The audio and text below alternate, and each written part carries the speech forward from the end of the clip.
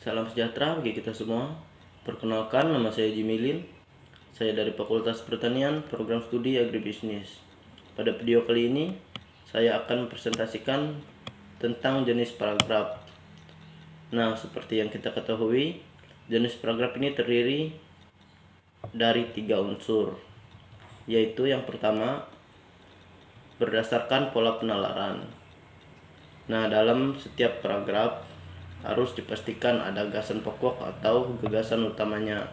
Sedangkan gagasan lainnya yang ada dalam paragraf itu merupakan penjelas.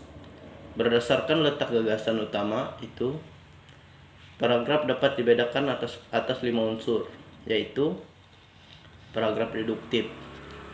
Paragraf deduktif adalah paragraf yang ide pokok atau gagasan utamanya terletak di awal paragraf dan diikuti oleh kalimat-kalimat penjelas untuk mendukung gagasan utama, dan diikuti kalimat topik, kemudian dikembang dengan kalimat-kalimat penjelas.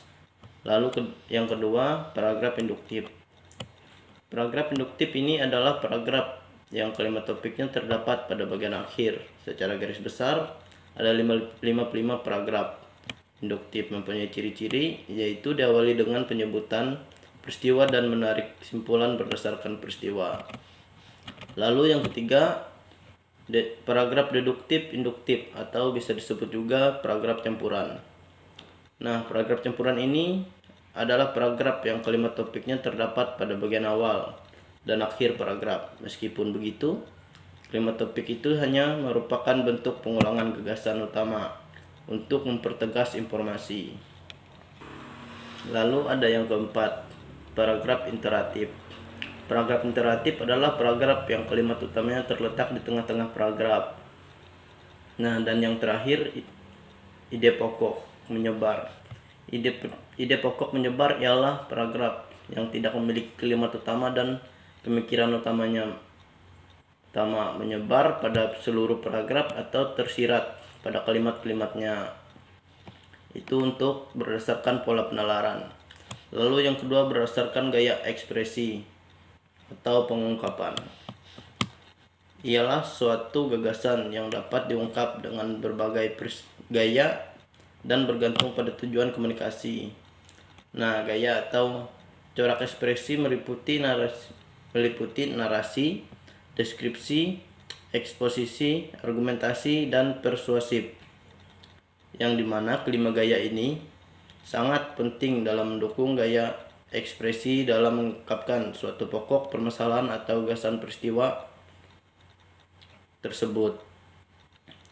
Lalu berdasarkan urutan, yang ketiga berdasarkan urutan.